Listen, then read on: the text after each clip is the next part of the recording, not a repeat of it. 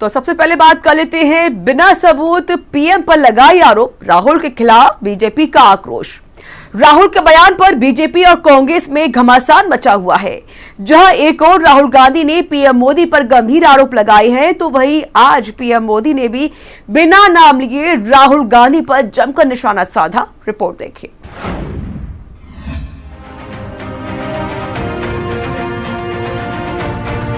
Adani group पर Hindenburg report के बाद गौतम अडानी दुनिया के सबसे अमीर लोगों की लिस्ट में पहले 20 में से बाहर हो गए हैं, जबकि रिपोर्ट आने से पहले वे नंबर 1 पर और 2 पायदान पर ऊपर नीचे हो रहे थे। सदन में इसी मुद्दे को लेकर राहुल गांधी ने मोदी सरकार पर कई सवाल भी दागे। सदन के अंदर राहुल गांधी ने अपने भाषण में कहा कि साल 2014 में दुनिया के अमीर लोगों की लिस्ट में अडानी 609 नंबर पर थे।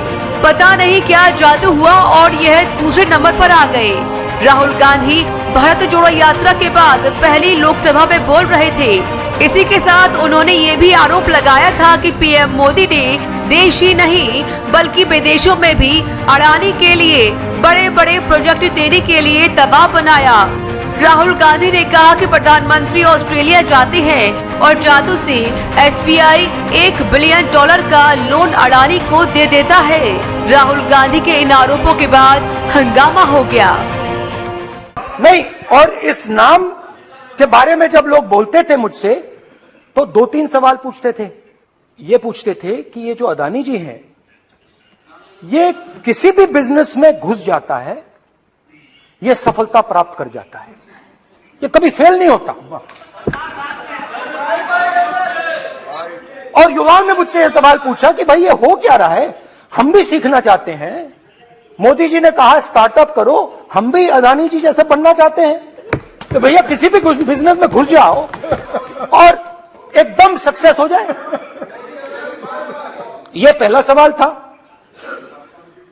दूसरा सवाल था कि ये अडानी जी हैं, ये किसी भी बिजनेस में घुस जाते हैं। पहले ये 1-2 बिजनेस करते थे, अब ये 8-10 सेक्टर्स में काम करते हैं।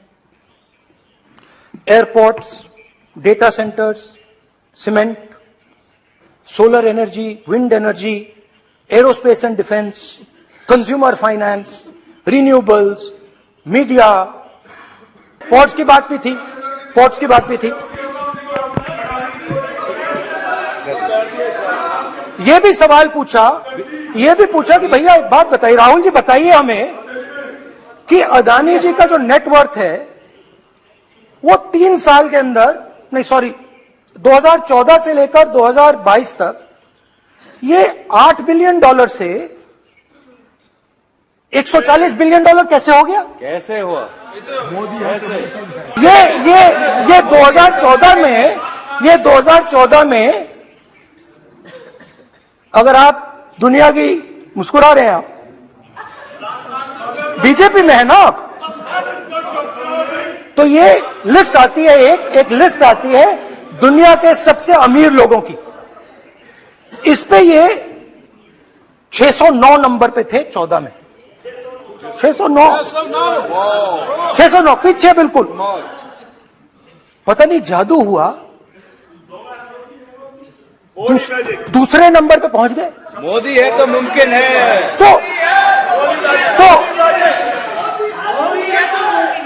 तो मुझसे पूछा यार, बहुत सारे लोगों ने पूछा कि भैया राहुल जी बताइए, हिमाचल में सेब की बात होती है, अडानी जी। कश्मीर में सेब की बात होती है, अडानी जी। पोर्ट्स की बात होती है, अडानी जी। एयरपोर्ट की बात होती है, अडानी जी। इंफ्रास्ट्रक्चर, अच्छा हम सड़क पे चल रहे हैं, मैं पूछूं किसने बनाई? अडानी जी। तो लोगों ने यह भी पूछा कि राहुल जी ये जो अडानी जी जो हैं, इनकी सफलता कैसे हुई? और सबसे जरूरी सवाल, इनका हिंदुस्तान के प्रधानमंत्री के साथ क्या रिश्ता है और कैसा रिश्ता है? पहले अडानी जी के हवाई जहाज में मोदी जी जाते थे, अब मोदी जी के हवाई जहाज में अडानी जी जाते हैं। पहले लोकल मामला था, फिर नेशनल मामला हो गया, उसके बाद इंटरनेशनल मामला हो गया। अडानी मामला सामने आने के बाद से ही कांग्रेस लगातार बीजेपी सरकार पर हमलावर बनी हुई है। कांग्रेस की तरफ से लगातार आरोप लगाए जा रहे हैं। कांग्रेस ने अपने बयानों में यह भी कहा है कि मोदी सरकार संसद में इस मुद्दे पर चर्चा नहीं करने देना चाहती। जहां एक और राहुल गांधी ने बेधड़क पीएम मोदी पर निशाना साधा, तो वहीं दूसरी तरफ बीजेपी सांसदों ने पलटवार करते हुए कहा कि राहुल बिना सबूत पीएम पर आरोप लगा रहे हैं। इसके लिए उन्हें देश से माफी मांगनी चाहिए। जब राहुल ने अपने भाषण के दौरान पीएम मोदी का नाम लेते हुए अडानी ग्रुप को फायदा पहुंचाने का आरोप लगाया, तो इस दौरान सरकार की ओर से केंद्रीय कानून मंत्री किरेन रिजिजू खड़े हो गए और राहुल गांधी की बात को बीच में ही काट कर कहा, यह सदन की महत्वपूर्ण कार्यवाही पर चर्चा हो रही है। ऐसे में सदन के सदस्यों को बहुत जिम्मेदारी के साथ बोलना चाहिए। अपने बयान के बाद से ही राहुल गांधी बीजेपी के निशाने पर है। राहुल के सवाल पर पलटवार करते हुए केंद्रीय मंत्री स्मृति ईरानी ने कहा था कि एक मैजिक उन्होंने अपने एक संसदीय क्षेत्र में भी देखा था। स्मृति ईरानी ने बताया था कि अमेठी में 40 एकड़ जमीन का मैजिक है। 40 एकड़ जमीन का किराया सिर्फ 623 रुपए सालाना है। यहाँ एक परिवार ने 1971 में मेडिकल कॉलेज के लिए जनता से जमीन ली और वहाँ गेस्ट हाउस बना लिया। 1971 में एक फाउंडेशन ने मेडिकल कॉलेज के लिए 623 रुपए रेंट पर 30 साल के लिए 40 एकड़ जमीन ली थी।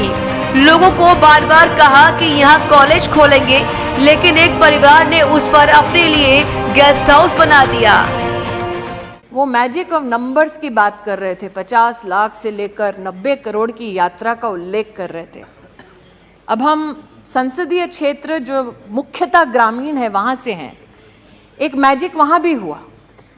और महोदय, आपकी अनुमति से निशिकांत जी ने आज कहा वो सब ऑथेंटिकेट कर सकते हैं, कुछ कागज मैं भी लाई।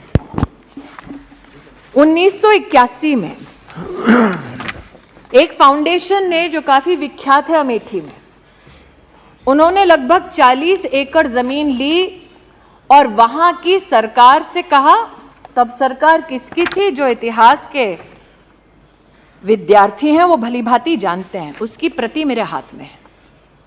वहां पर यह कहा गया कि आप जमीन दे दो 40 एकड़ हमें और हम अमेठी की गरीब जनता के लिए एक मेडिकल कॉलेज बना देंगे। अब 40 एकड़ जमीन का मैजिक 623 रुपए में।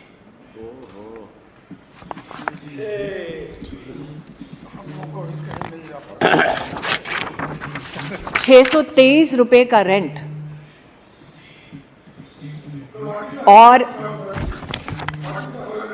सुरेश जी सुनिए, 623 रुपए का रेंट 30 साल तक, 30 साल तक अमेठी के गरीब नागरिकों को ये बार बार कहा गया कि आपके लिए मेडिकल कॉलेज खोल देंगे जी। लेकिन आज अगर कोई अमेठी गया है तो जानेगा कि जिस धरती पर वो कॉलेज खोलने की बात कर रहे थे, उस पर उस परिवार ने अपने लिए गेस्ट हाउस बनाया। मैंने स्वास्थ्य मंत्री जी का उल्लेख इसलिए किया कि अपना और पराये का भेद न हो। भले ही एक परिवार अपने फाउंडेशन के माध्यम से अस्पताल चलाता हो, अगर उनको भी आयुष्मान भारत में सेवा देनी है वो दे। उसका प्रतीक स्वास्थ्य मंत्रालय के माध्यम से, मोदी सरकार के माध्यम से मैंने अपने संसदीय क्षेत्र में देखा। लेकिन महोदय, आज मेरे हाथ में एक रिपोर्ट और है जो मुख्य चिकित्सा अधिकारी जनपद अमेठी उनसे संबंधित। इसमें एक मरीज का उल्लेख है जिसका नाम है नन्हेलाल मिश्रा। उस मरीज का दोष ये था कि वो उस जगह गया जहां पर इस परिवार का स्वामित्व है और अस्पताल चलता है, और ये कहा जाता है अमेठी में उनके परिजनों ने वीडियोग्राफिक एविडेंस दिया कि मरीज ने जाकर कहा, मैं आयुष्मान भारत से जुड़ा हूं, मोदी जी ने कहा है 5 लाख रुपए में मेरा मुफ्त का इलाज होता है, आपका अस्पताल इसमें चिन्हित है, आप मेरा इलाज करिए। नन्हेलाल मिश्रा को लौटा दिया गया और कहा गया, मोदी का कार्ड लाए हो, जाओ यहां से। काश नन्हेलाल मिश्र आज इस सदन को बता सकते कि गंभीर बीमारी में लौटाए जाने से कितनी परेशानी होती है। लेकिन महोदय, ना उनकी आवाज इस सदन तक पहुंचेगी ना सदन के बाहर तक पहुंचेगी, क्योंकि उनकी मृत्यु हो गई। और ये रिपोर्ट है जो कहती है कि मरीज की बीमारी के अनुरूप उनका इलाज नहीं हो सका। ये वो लोग हैं जो आज नरेंद्र मोदी पर बैठकर इस सदन पर कटाक्ष कर रहे थे, प्रहार कर रहे थे। इन लोगों ने एक सज्जन को उस संसदीय क्षेत्र में जहां 50 साल इनका राज रहा, आदमी को मरने दिया क्योंकि उसके पास आयुष्मान भारत का कार्ड था। बीते दिन राहुल गांधी ने जो विवाद वाला खाता खोला था, वही अब बीजेपी सूत समेत राहुल गांधी को वापस कर रही है। बीजेपी ने साफ तौर पर कहा है कि राहुल ने पीएम पर आरोप लगा तो दिए, मगर उन्हें सबूत नहीं दिए। बीजेपी ने अपना पूरा होमवर्क किया हुआ था। उन्होंने पीएम के खेमे की तरफ से हर उस सवाल का प्रतिवाद किया जो राहुल गांधी ने पूछे थे। राहुल ने इस दौरान कई सवाल पूछे। पहला सवाल, अडानी के साथ कितने दौरे, जिसमें बीजेपी का जवाब रहा, सबूत क्या है। दूसरा सवाल, बैंकों का पैसा अडानी को क्यों, इसका जवाब बीजेपी ने दिया। 2010 में माइंस अलॉट कैसे। वहीं राहुल गांधी ने एक और सवाल पूछा, LIC का पैसा क्यों दिया, जिसका जवाब बीजेपी ने दिया, चीन से पैसा क्यों लिया। वहीं पीएम मोदी ने भी लोकसभा में भाषण देते हुए कांग्रेस पार्टी और विपक्ष पर तीखा हमला बोला। कभी शेरों से तंज कसा तो कभी कहानियों से कांग्रेस पर हमला बोला। दुष्यंत कुमार से लेकर काका हाथरसी तक के शेरों के जरिए उन्होंने बिना नाम लिए ही राहुल गांधी पर हमला बोला। यही नहीं, भाषण के दौरान राहुल गांधी के गैर हाजिर रहने पर भी पीएम मोदी ने तंज कसा और कहा कि कल कुछ लोग बहुत खुश हो गए थे, शायद अच्छी नींद आई होगी और सुबह उठ ही नहीं पाए होंगे। काका हाथरसी ने एक बड़ी मजेदार बात कही थी। काका हाथरसी ने कहा था, आगा पीछा देखकर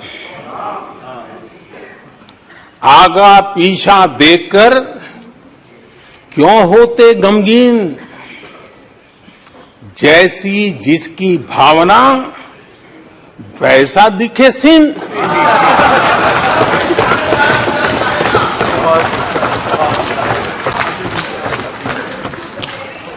आदरणीय अध्यक्ष जी, आखिर ये निराशा भी ऐसे नहीं आई है। इसके पीछे कारण है। एक तो जनता का हुक्म, बार बार हुक्म, लेकिन साथ साथ इस निराशा के पीछे जो अंतर मन में पड़ी हुई चीज है, जो चैन से सोने नहीं देती है। भारत में नई संभावनाएं हैं। दुनिया को सशक्त वैल्यू और सप्लाई चेन, उसमें आज पूरी दुनिया ने, कोरोना कालखंड ने सप्लाई चेन के मुद्दे पर दुनिया को हिला के रख दिया है। आज भारत उस कमी को पूरने की ताकत के साथ आगे बढ़ रहा है। कईयों को बात समझना बहुत देर लग जाएगी। माननीय अध्यक्ष जी, निराशा में डूबे हुए कुछ लोग इस देश की प्रगति को स्वीकार ही नहीं कर पा रहे हैं। उन्हें भारत के लोगों की उपलब्धियां नहीं दिखती है। अरे 140 करोड़ देशवासियों के पुरुषार्थ और प्रयास का परिणाम है, जिसके कारण आज दुनिया में डंका बजना शुरू हुआ है। उन्हें भारत के लोगों के पुरुषार्थ और परिश्रम से प्राप्त उपलब्धियां उनको नजर नहीं आ रही हैं। वहीं सदन में पीएम मोदी ने कहा कि कांग्रेस को हार्वर्ड की बहुत याद आती है। पीएम ने कहा कि जब राष्ट्रपति जी का अभिभाषण हो रहा था तब कुछ लोग कन्नी भी काट गए। एक बड़े नेता तो राष्ट्रपति जी का अपमान भी कर चुके हैं, जनजातीय समुदाय के प्रति नफरत भी दिखा चुके हैं। जब इस प्रकार की बातें टीवी पर कही गई तो भीतर पड़ा हुआ नफरत भाव था, वह सच बाहर आकर ही रह गया। ठीक है, बाद में चिट्ठी लिखकर बचने की कोशिश भी की गई। जब राष्ट्रपति जी के अभिभाषण पर चर्चा सुन रहा था तब लगा कि बहुत सी बातों को मौन रहकर स्वीकार किया गया है। राष्ट्रपति जी के भाषण पर किसी को ऐतराज नहीं है या आलोचना नहीं है। पीएम मोदी ने अपने भाषण में आगे कहा कि जो भारत कभी अपनी अधिकांश समस्याओं के समाधान के लिए दूसरों पर निर्भर था, वही आज दुनिया की समस्याओं के समाधान का माध्यम बन रहा है। एक बार आप भी सुनिए उन्होंने सदन में और क्या कुछ कहा। सिवाय आरोप, गाली गलौज, कुछ भी बोल दो, इसके सिवाय कुछ नहीं किया। गलत आरोप। और हाल ये चुनाव हार जाओ, ईवीएम खराब, दे दो गाली। चुनाव हार जाओ, चुनाव आयोग को गाली दे दो। क्या तरीका है? अगर कोर्ट में फैसला पक्ष में नहीं आया तो सुप्रीम कोर्ट को गाली दे दो, उसकी आलोचना कर दो। अगर भ्रष्टाचार की जांच हो रही है, अगर भ्रष्टाचार की जांच हो रही है